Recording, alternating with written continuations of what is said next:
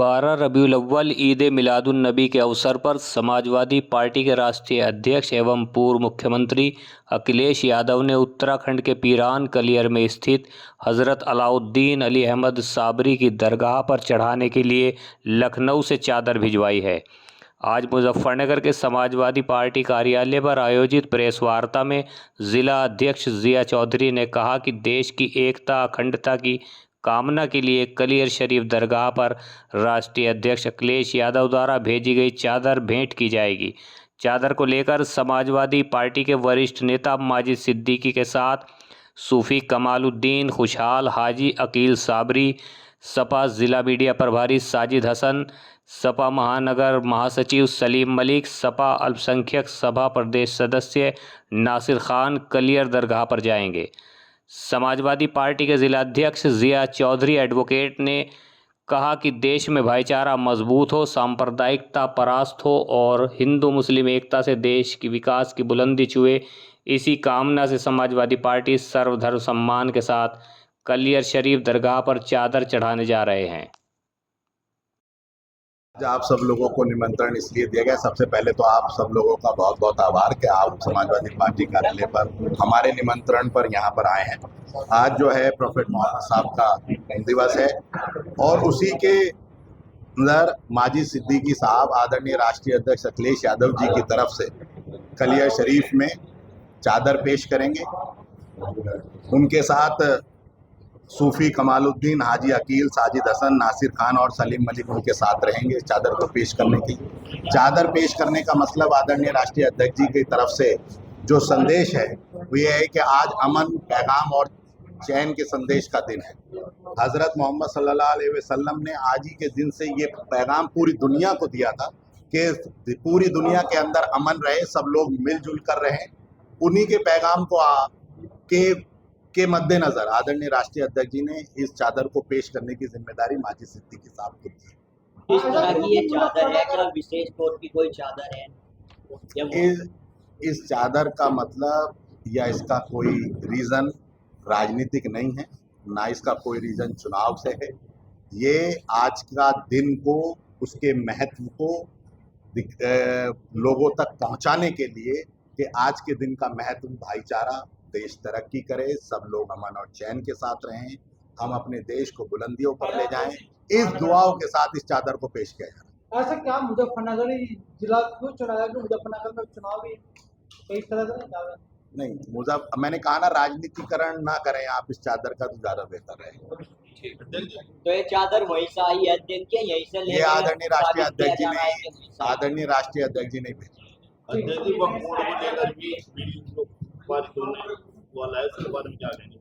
देखिए, वक्फ बोर्ड का बिल जिस तरीके से लाया गया उसकी मंशा पर समाजवादी पार्टी के राष्ट्रीय अध्यक्ष आदरणीय अखिलेश यादव जी ने सदन में भी सवाल उठाए थे और समाजवादी पार्टी पूरी तरीके से वक्फ बिल का विरोध करती है। उसके जो प्रोविजन है वो इस तरीके से एक हैं कि जमीन तो हमारी और उसे कलेक्टर तय करेगा। और आप ये देखिए कि जो वक्फ बोर्ड हैं, ऐसे प्रोविजन देश में 2-3 जगह अलग से भी बोर्ड बनाए गए हैं जहाँ तरीके से जमीनों को वक्फ करने का अधिकार दिया गया है। अगर मैं अपनी जमीन किसी चीज के लिए वक्फ कर रहा हूँ तो उसमें शासन की क्या दखल अंदाजी है? नहीं, भ्रष्टाचार ऐसे ही चलते रहना चाहिए वक्फ बोर्ड में जो है। मैं भ्रष्टाचार के पक्ष में कतई नहीं हूँ, लेकिन इस पक्ष में भी नहीं हूँ कि हमारी चीजें जो शरीयत के हिसाब से, मैं आपको ये जानकारी देना चाहता हूं कि वक्फ का जो मामूल आया है वो आया कहां से है।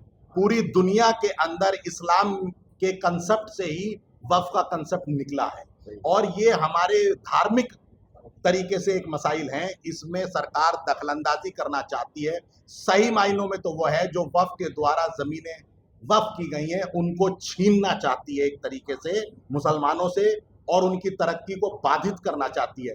जहां तक भ्रष्टाचार की बात है, वक्त में बहुत सारे लोग भ्रष्टाचारी भी हैं, लेकिन ऐसा नहीं है नवाज देवबंदी भ्रष्टाचारी नहीं है। आप आजम ये जो गर्ल्स डिग्री कॉलेज है, यहाँ देखिए 3 से 4 हजार बच्चियां पढ़ती हैं। किसकी बच्चियां हैं वो? किन लोगों ने उनके बारे में सोचा? नवाज देवबंदी ने सोचा अगर ये वक्फ ना होता तो कैसे सोचते वो, कहाँ से लाते इतना बड़ा इदारा और कहाँ से लाते इतना बड़ा स्कूल जहाँ रिक्शा चलाने वाली, पंचर चलाने वाले, लगाने वाले लोग, गरीब और मजदूरों की बच्चियां पढ़ रही हैं। सब लोग भ्रष्टाचारी नहीं है, लेकिन सरकार की मंशा बिल्कुल क्लियर कट है कि वो वक्फ की जमीनों को छीनना चाहती है मुसलमानों से। आप लोगों का कहना है कि हम कानून को मानने वाले लोग हैं, कानून के साथ चलते हैं, कानून के लिए ही बिल पारित हुआ है, आप विरोध कर रहे हैं। कानून तो किसानों के खिलाफ भी लाया गया, तो उन्होंने, किसानों ने जब नहीं माना, अगर किसी को ऐतराज है अपनी बात रख तो सकते हैं ना। हम कानून के मानने ही वाले लोग हैं। ये प्रश्न आपके दिमाग में जो चल रहा है कि हम कानून नहीं मानते, जब सरकार कोई भी कानून प्रस्ताव लाती है, क्यों जेपीसी बनाई गई उस पर? प्रेस वार्ता में सपा नेता माजिद सिद्दीकी ने बताया कि समाजवादी पार्टी के राष्ट्रीय अध्यक्ष अखिलेश यादव ने कलियर शरीफ दरगाह पर चादर चढ़ाने के लिए देते हुए कहा कि सभी धर्म के महापुरुषों, वरिष्ठ अनुयायियों का सम्मान करना ही समाजवादी पार्टी की पहचान है। विश्व प्रसिद्ध पीरान कलियर शरीफ दरगाह के संत अलाउद्दीन अली अहमद साबरी सांप्रदायिक सौहार्द के लिए विश्व प्रसिद्ध हैं।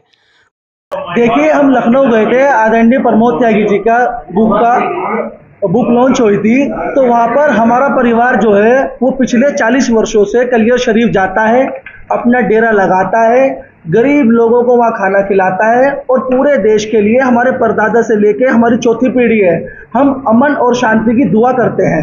हम लखनऊ गए थे, हमने राष्ट्रीय अध्यक्ष अखिलेश यादव जी से अनुरोध किया कि हम वहाँ पर आपकी ओर से चादर चढ़ाना चाहते हैं, चादर पेश करना चाहते हैं। उन्होंने कहा बिल्कुल, ये तो अच्छी बात है।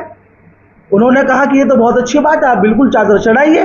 तो अब हमने चादर, ये मुजफ्फरनगर आई है, अब हम इसको लेकर कलियर शरीफ जाएंगे और वहाँ पर अमन और शांति का पैगाम जो मोहम्मद सल्लल्लाहु अलैहि वसल्लम ने पूरी दुनिया को दिया था कि एक इंसान का सबसे पहले अखलाक अच्छा होना चाहिए, उसके अंदर ईमानदारी होनी चाहिए, उसकी ज़बान मीठी होनी चाहिए, जब भी वो इंसान कहलाया जाता है। तो चादर चढ़ाने के लिए आपने अखिलेश यादव को कहा जी, मैंने उन्होंने नहीं भेजी? नहीं, मैंने उनसे अनुरोध किया था, क्योंकि मेरा परिवार 40 साल से वहाँ पर खिदमत कर रहा है। पीराने पीर कलियर शरीफ साबिर साहब की हमारा परिवार 4 पीढ़ियों से सेवा करता आ रहा है, उसी रस्म को मैं आगे निभाऊंगा और मेरी दुआ ये है कि मेरे जो बच्चे हैं वो भी इसको आगे बढ़ाए और मेरे परिवार के लोग हैं वो भी आगे बढ़ाए। आपके चुनाव को लेकर काफी चर्चा चल रही है, आप टिकट की दावेदारी कर रहे हैं, मेरा प्रश्न। देखो, मैं आपको ये बात बताऊं, चर्चा है, मैं आपकी बात को मानता हूं, मगर पार्टी का जो भी निर्देश होगा, जो भी दिशा निर्देश होगा, उसके लिए काम करेंगे और समाजवादी पार्टी निश्चित तौर पर मीरापुर उपचुनाव जीतने जा रही है और उसके साथ साथ 10 की 10 सीटें जीतेगी। मुलाकात है, चुनाव के लिए मुलाकात, चुनाव के बारे में चर्चा हुई है। देखिए, राष्ट्रीय अध्यक्ष जी हमारे नेता है, हमारे महबूब नेता है, जरूरी नहीं है कि हम चुनाव के लिए जाए, हमारा तो उनके बिना दिल ही नहीं लगता है, हम तो उन्हें देखने भी जाते हैं। अगर मौका दिया जाएगा तो किस तरह का? अच्छा, अगर मौका किसी पहलवान को मिलता है, क्या वो अखाड़े में खड़ा नहीं होता? आप ये बताइए मुझे। अगर अखिलेश जी ने आपको मौका दिया तो बिल्कुल पछाड़ देंगे और समाजवादी पार्टी का एक कार्यकर्ता पछाड़ने के लिए काफ़ी है।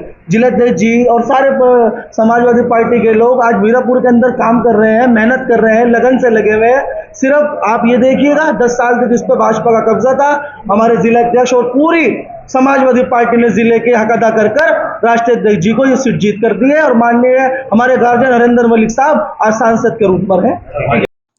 इसके अलावा समाजवादी पार्टी के जिला महासचिव चौधरी वकील उर्फ गोल्डी अहलावत ने मायदा टाइम्स से बातचीत में कलियर शरीफ दरगाह पर चादर चढ़ाए जाने की जानकारी के साथ ही मीरापुर उपचुनाव को लेकर भी चर्चा की। ये आपका नाम? मेरा नाम चौधरी वकील उर्फ गोल्डी अहलावत है और मैं समाजवादी पार्टी का जिला महासचिव हूँ। क्या आज पार्टी कार्यालय पर प्रेस वार्ता की गई है, क्या उद्देश्य है? आज पार्टी कार्यालय पर जो प्रेस वार्ता की है, ये हमारी पार्टी के नेता है माजिद सिद्दीकी, वो कलियर शरीफ पर आज चादर चढ़ाने जा रहे हैं, जो अभी राष्ट्रीय अध्यक्ष जी से भी मिलकर आए थे और वहाँ से ही वो एक चादर लेकर के आए हैं। लखनऊ राष्ट्रीय अध्यक्ष जी के पास मिलने गए थे और उन्होंने एक चादर ली है जो वहाँ पर चढ़ाने जा रहे हैं। उनकी कुछ मन्नतें हैं जो चढ़ा करके वो मांगेंगे। अच्छा, अभी उपचुनाव है मीरापुर सीट पर, उसमें क्या पार्टी की तैयारी है, किसको प्रत्याशी घोषित किया जा रहा है? देखिए, हम समाजवादी पार्टी संगठन के लोग हैं, हम पूरी तरह से मीरापुर में अपना कार्य कर रहे हैं। हमारी वहाँ पर बूथ कमेटी भी तैयार हो गई है और बहुत लोग टिकट मांग रहे हैं। ये तो हमारे राष्ट्रीय अध्यक्ष जी निर्णय लेंगे वो किसे चुनाव लड़ाएंगे, वो जिसे भी टिकट देंगे हम लोग मजबूती के साथ उसे चुनाव लड़ाने का कार्य करेंगे। अच्छा, कांग्रेस भी वहाँ से अपने दावेदार पेश कर रही है, काफ़ी लोगों के नाम सामने आ रहे हैं कांग्रेस से भी।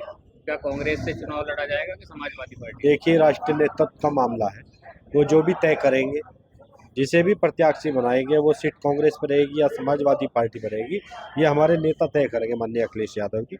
और जो उनका निर्णय होगा वही हमारा निर्णय होगा, और जिसे भी वो प्रत्याशी बनाएंगे उसे हम लोग मजबूती के साथ चुनाव लड़ाने का कार्य करेंगे।